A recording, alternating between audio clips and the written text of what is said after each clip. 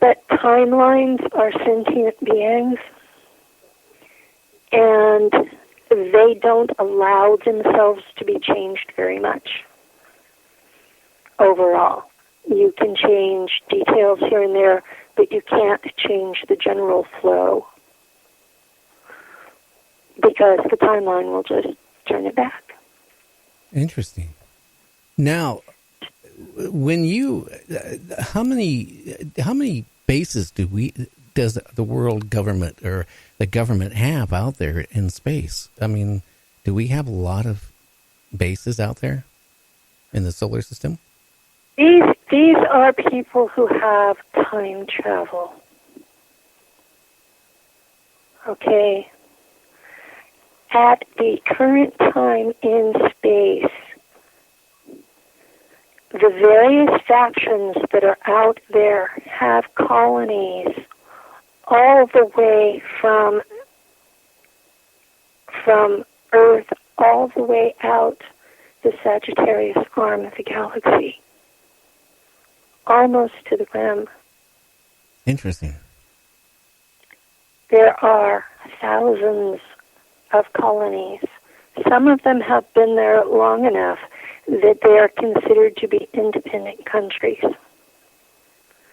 We have bases, colonies, military bases by one faction or another on every planet and every major moon in the solar system, and have had since at least the 50s.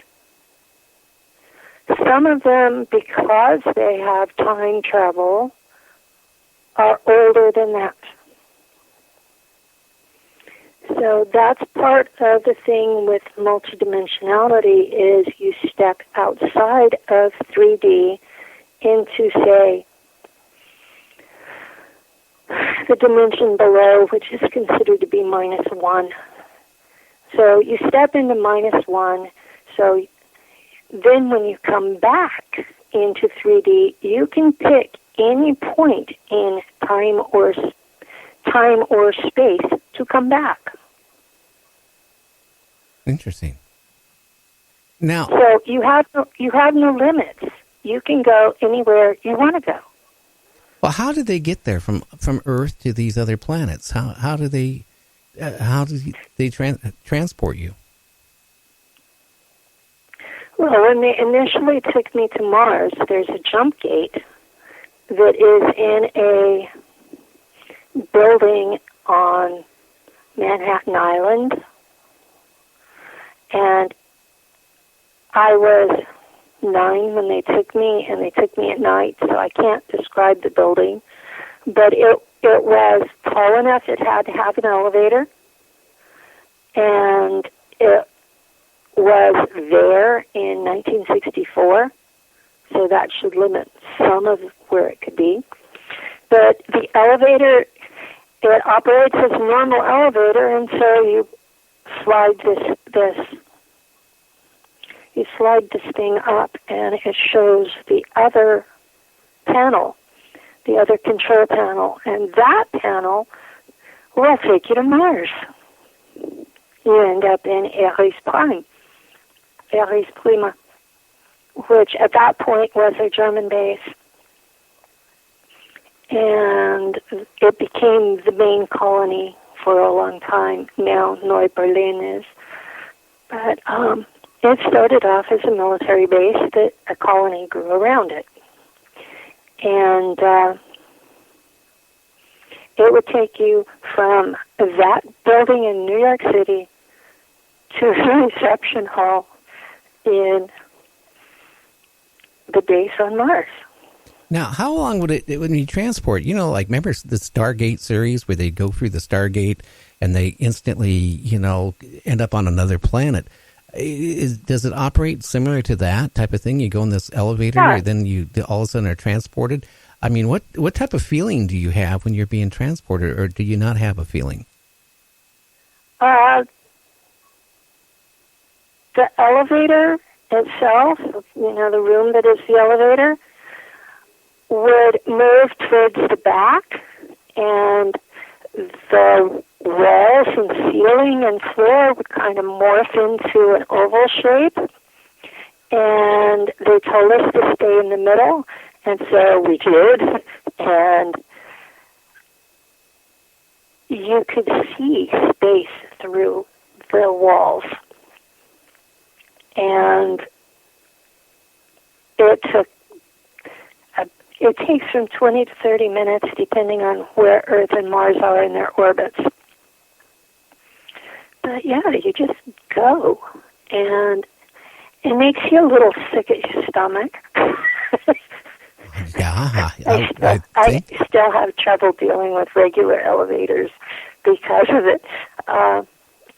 For years I didn't know why, and now it's like, okay, that's why I have this weird reaction to elevators. Well, I always have a reaction of the elevator, like all these TV shows where the elevator drops 50 stories, those type of things go in my mind when I get on an elevator. But I can imagine in your case, you get on the elevator and all these sub things in your brain, or you're remembering you being transported.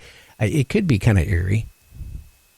Yeah, I get this kind of sick in the pit of my stomach feel on a regular elevator, and it was 100 times worse on that one. But I was 9, and I didn't know where I was going.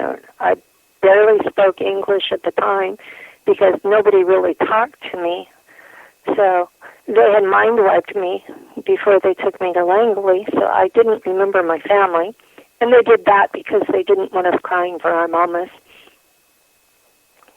And so with that went most of my English skills. So I had been 4 and barely, talking like a 4-year-old. And they had erased most of that. And then I had been kept in a cell, mostly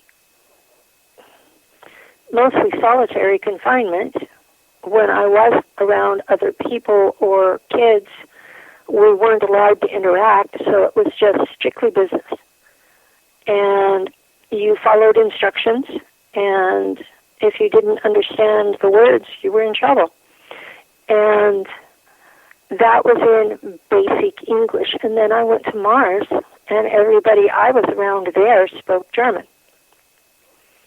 Interesting. So the Germans, to their credit, took all of us and put us into Schule with their colony kids. And they taught Schule Prussian style, where you sit at a desk, you have your tablet where you write, and you say everything out loud. So if you said it wrong, you got the ruler on the back of the hand. Yeah. So you're on how many years? That they would never allow in America.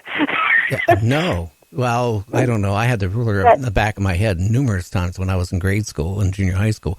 Plus the rubber boot, and I won't even go into that. But how long were you on Mars before you were able to, say, be a navigator on a spaceship? And how many different bases were you, assigned to? Or can you tell us anything about that?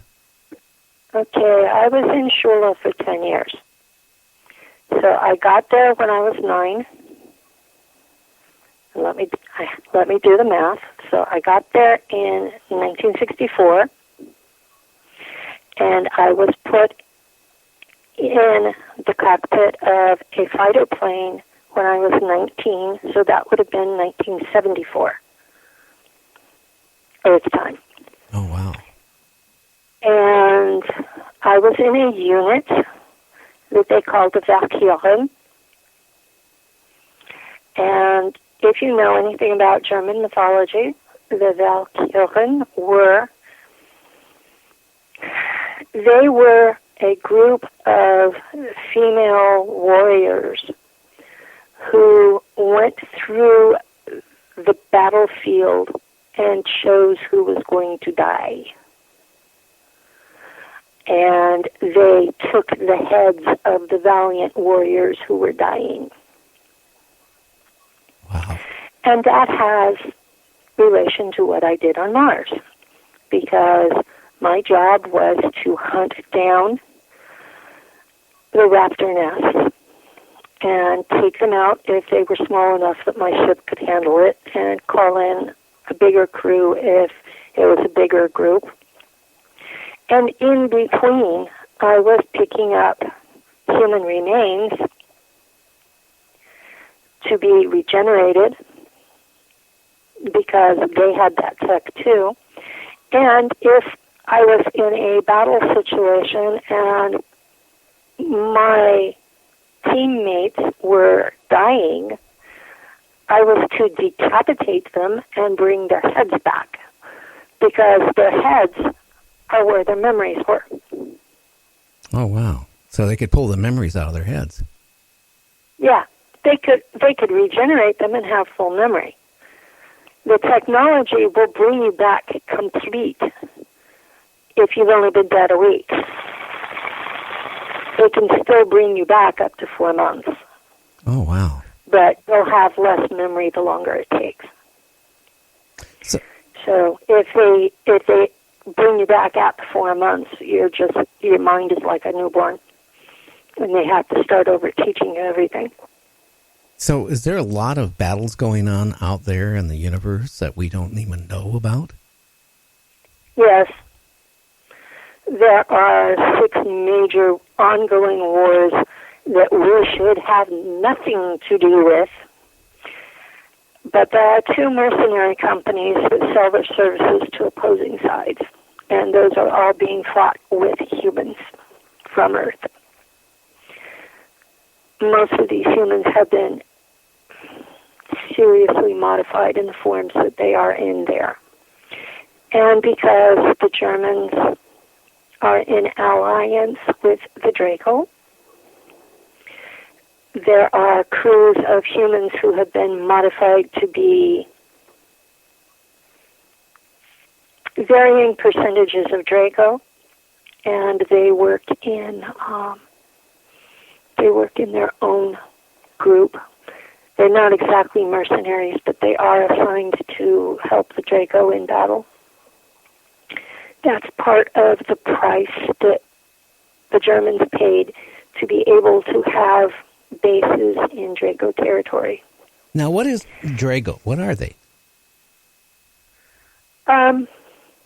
They are an empire from 7 planets in the star system Draconis, and they are 7 different races, so they can't even interbreed with each other, okay? They're completely different races, but they work together, and the alphas are the ruling caste. And they live separately, they operate separately, they are just all bossed by the same people. And they are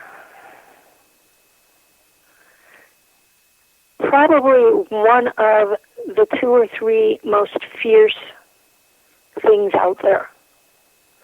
But they value honor and they value loyalty. You know, like humans say we value love, but we really value money. They really do value honor and loyalty. So if you are a loyal subject to them, they will treat you well. If you have no honor, they'll gut you on the spot. Not even think twice. A lot of people talk about them bad. My experience with them on Mars was that if you do your duty, you're not afraid of them,